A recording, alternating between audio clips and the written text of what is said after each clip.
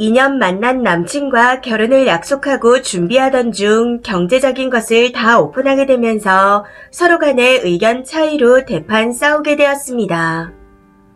아무리 봐도 이건 아닌 것 같다는 생각에 결국 제가 결혼을 파토내자 했는데 남친은 제가 이기적이라고 하네요. 그래서 다른 분들의 의견은 어떠신지 듣고 싶어 글을 써봅니다. 우선 저희는 30살 동갑이고 남친과 제 연봉은 4,500 정도로 비슷하게 받고 있습니다. 둘 다 정년이 없는 안정적인 직장에 다니고 있고요. 남친은 현재까지 7천만 원 정도 저축을 한 상태이고 결혼을 하게 되면 부모님께서 1억 정도 지원을 해주신다 했습니다. 반면 저는 저축한 돈이 하나도 없습니다. 제 명의로 된 집에 대출금을 갚고 있는 상태라서요. 회사 근처 경기도에 위치한 32평 아파트이고 시세로 7억이 조금 넘는 집입니다. 3년 전쯤 부모님께서 시드머니를 해주셔서 사게 된 집이었고 대출 이자와 원금을 매달 제 월급에서 내고 있습니다. 대출은 2억 정도가 남아있는 상태이고요. 저축을 하는 대신 자가에 살면서 매달 월세를 안 내도 되고 대출 갚는 게 저축하는 거랑 똑같다 생각했었기에 모은 돈이 없어도 문제없다 생각했습니다. 그런데 주말에 남친 집에 가서 인사를 드리고 이야기를 나누는데 남친 부모님께서 갑자기 집을 가지고 있는 건 별개고 어떻게 그 나이 먹도록 저축한 돈이 하나도 없을 수가 있냐 하며 기함을 하시더라고요. 그래서 위에 적어놓은 것처럼 말씀드렸더니 그렇게 영끌로 집을 사니 이 모양 아니겠냐. 요즘 영끌에서 집 사는 걸로 문제가 얼마나 많은데 네가 그중 한 명인 것 같다. 결혼해서 살림은 어떻게 할지 걱정이다. 우리가 땡땡이한테 주는 결혼자금 1억은 집 대출금 갚는 데 사용하고 공동명의로 바꿔서 신혼집으로 써라.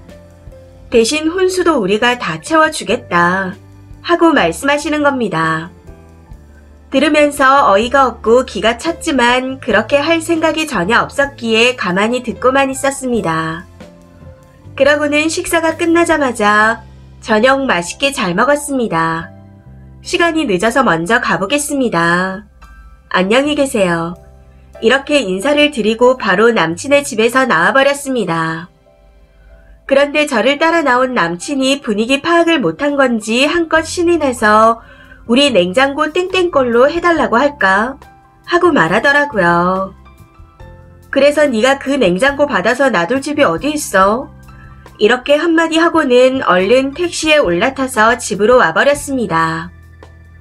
집에 오는 길에 계속해서 전화에 톡에 문자까지 보내는데 전부 씹었고 다음날 제가 먼저 연락해서 만나자 했습니다.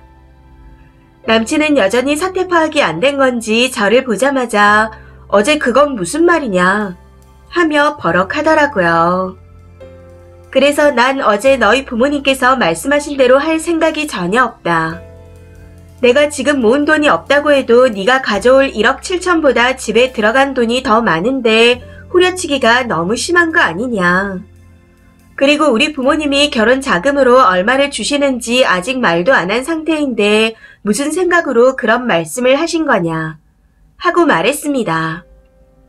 사실 저희 부모님도 제가 결혼을 하게 되면 남친 쪽에 맞춰서 1억 정도를 지원해 주실 예정이셨고 이건 남친이 저희 집에 인사 올 때 부모님께서 따로 말씀하실 예정이었거든요. 아무튼 그랬더니 그런 의도가 아니었다 어쩐다 하며 뭐라고 말하는데 하나도 듣지 않고 솔직히 저녁 먹으면서 그런 말씀 하시는 걸 듣는데 기분이 너무 나빴다. 잘못 없는 우리 부모님을 욕보이게 하는 것 같아 마음이 많이 안 좋았다. 집에서 곰곰이 생각해봤는데 우린 아닌 것 같다. 그냥 헤어지자. 이렇게 혼자 다다다 말하고 자리에서 일어났습니다. 그러고는 바로 집으로 돌아왔는데 남친이 저한테 이기적이라네요. 그러면서 자기 부모님의 말투가 그래서 그렇지 결혼하면 어차피 공동재산이 되는 건데 왜 니꺼 내꺼 하면서 따지냐고 합니다. 이 말을 듣는데 너무 어이없고 기가 차서 눈물도 안 나고 그냥 멍했던 것 같습니다. 2년이라는 기간 동안 남친놈의 뭘 보고 만난 건지 제 자신이 한심하게 느껴지더라고요.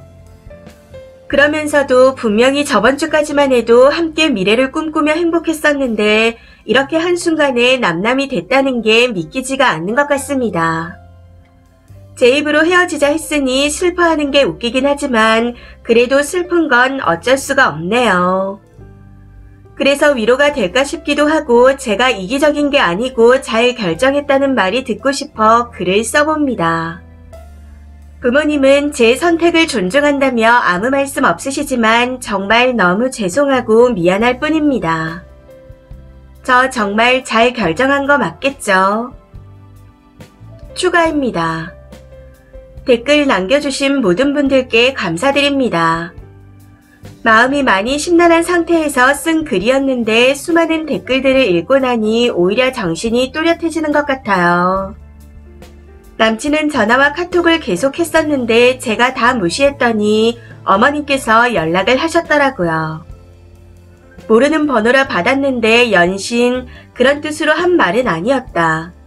네가 기분 나쁘게 들을 줄은 몰랐다. 아들이 너무 힘들어한다. 하고 말하며 다시 만나달라고 하시더군요.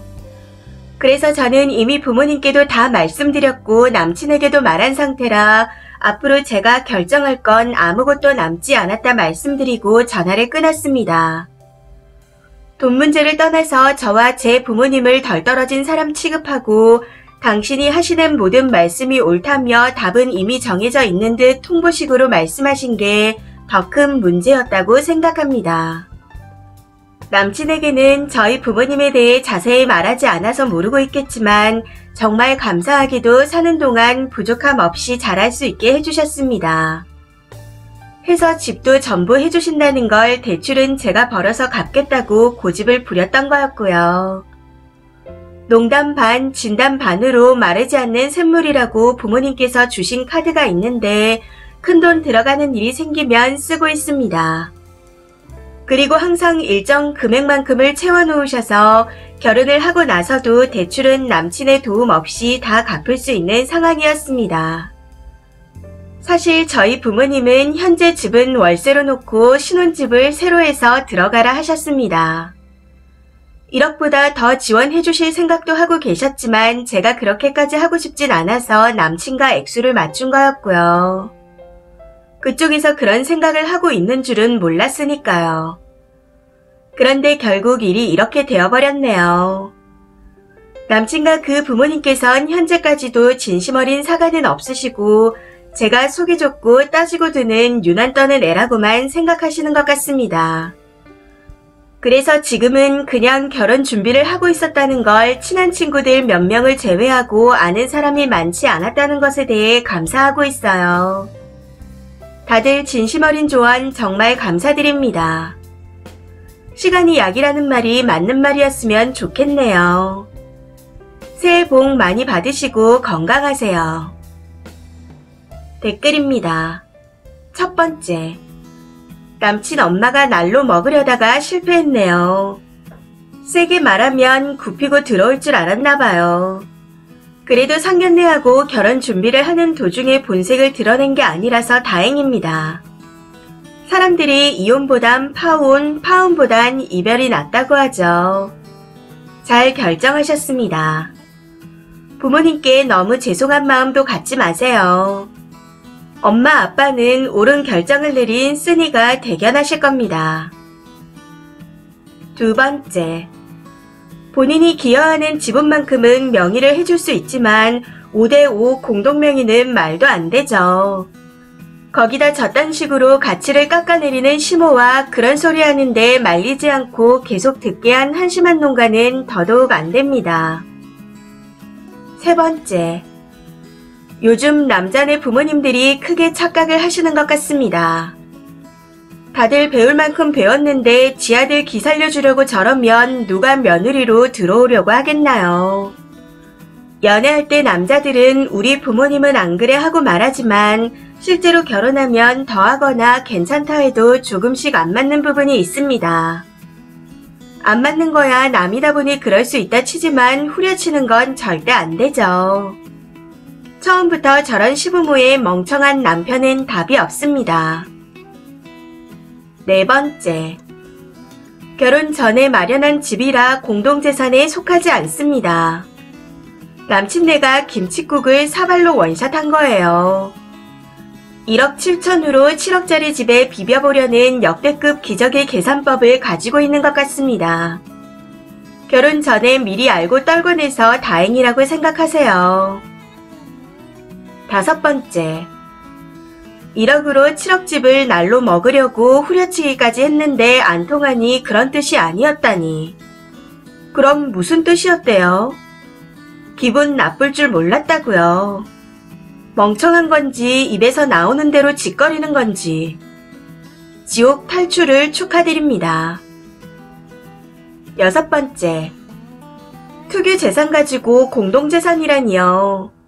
대출 빼면 어쨌든 5억이 남는 건데 어디 2억도 안 되는 돈을 가지고 공동명의 타령인지. 개념도 없고 뺄 셈도 안 되면서 어따 대고 이기적이래요. 마지막까지 후려치기 하는데 헤어지길 100번 잘했습니다. 이 사연은 여기까지입니다. 시청해주셔서 감사합니다.